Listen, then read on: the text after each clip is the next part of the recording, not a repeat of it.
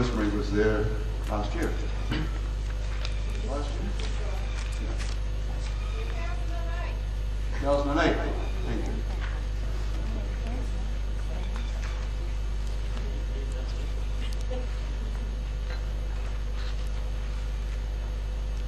Let me just say a couple of things about Peter Couch. Do we keep? I think there's a Peter Couch one somewhere. Oh, John David. No, that's okay. Let me just say a couple of things about Peter Couch. The one who was George's brother. He also came out to New Zealand partly because of poor health.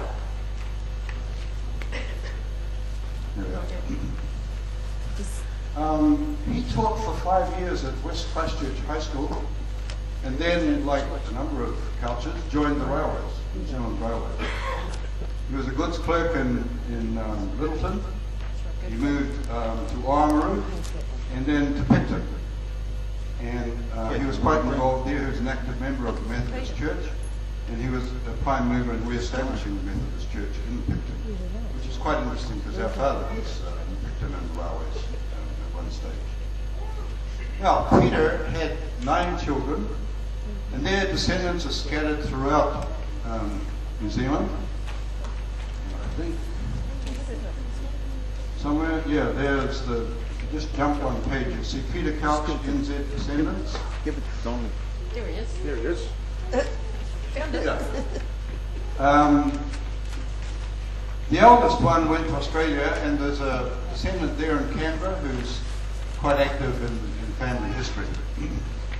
But Catherine and I actually visited a descendant in Whakatane several years ago. So they are scattered throughout the country, and I've got to admit that I have not been in touch with, oh, that's not quite true. There are a couple of people I've been in touch with, but I don't know what's happened in the last 20 years with those descendants. There are quite a few, and let me say that if there's a Couch in New Zealand that you don't associate with us, if you can't find their name descendant from George, there's a pretty good possibility that they're descended from Peter Couch.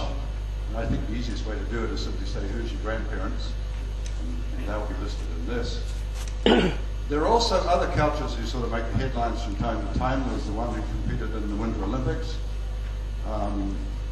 Susan Couch, the one with the problems up, it was just won a court case over the issue up in Mount Wellington in Auckland. But there's a judge in Christchurch who's a Couch. So there are a number of Couches around that are not part of our immediate family, but they may well be related. So if there's a volunteer who wants to follow that up, go for it, please. Yeah, very out of Good.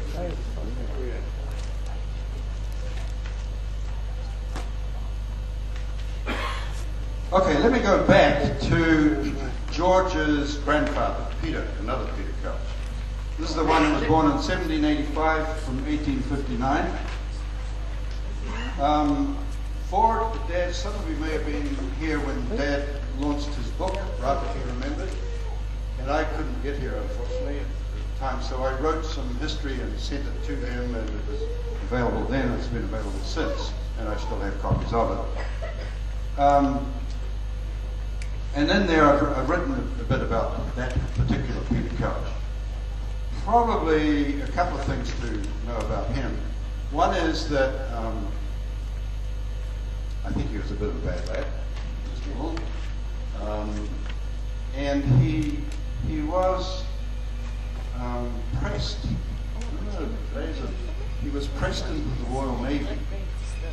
The Navy would go around and tap somebody on the shoulder and say, "You're in the Navy now," and away he went. So that's what happened to him. He went into the Royal Navy for 8 years in the Napoleonic Wars, fought in a number of battles there. It was not a pleasant experience. And I think from all the things that he's written in the letters that that's one of the reasons why he became quite religious. And you'll find material about that. Peter, when he came back, also joined the Coast Guard.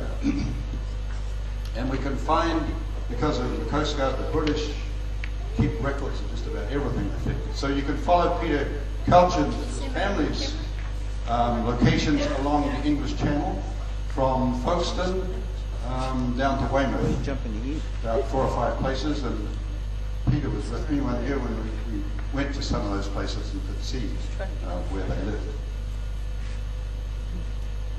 John David Couch. Can we go to John David, the book one? The thing about John David was he was also in the Navy. This is George's father. And he was involved in the Navy, in Asia in particular. And he got into some battles out near Hong Kong. And there's quite a bit written up about that. And this is one of the books that's about the particular, John David was at this particular battle. He was also in others, in Burma, and so on. And there's a record of that and somewhere or other about that. If you're interested, get in touch with me and I can give you that material. Can we go to another one on John David? Next one, I think? Yeah. We do have a photo of John David. Somewhere, I think I have a photo of his father, Peter, but I couldn't find it. When we went to Lane End, there was David Lewis and his family, and then there's another, there must be 3rd or 4th cousins to us, and Jim Plumridge has all, he's the one who had all the correspondence, and so I have copies of that, and he had some very old photos, a couple of which we've got. This is a photo of John David, 1907 I think it is, with one of his, probably one of his grandchildren who was in England at the time.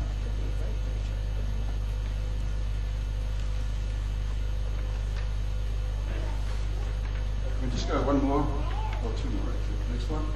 There. Here's a photo when we went in 1988 to David Lewis. My sister Pam's there. I'm sure Peter's in there somewhere. And those are the 2 children of David and Dorothy Lewis. Jeffrey there. Where's Rosemary? Oh, yeah. Was Jeffrey there with the family there? Alan. So those of you who are going to England and are interested in this, there are those links. And several of us, as I say, have been there, and just get in touch with us and we'll give you addresses. When Rosemary went, I gave her addresses and phone numbers and so on. So you can do that. Okay, let me go to the other side of the family. In your handout, there's I skipped over the one about John David. You can read that about his history and so on. Let's go to the one that says Piper to Couch, Piper.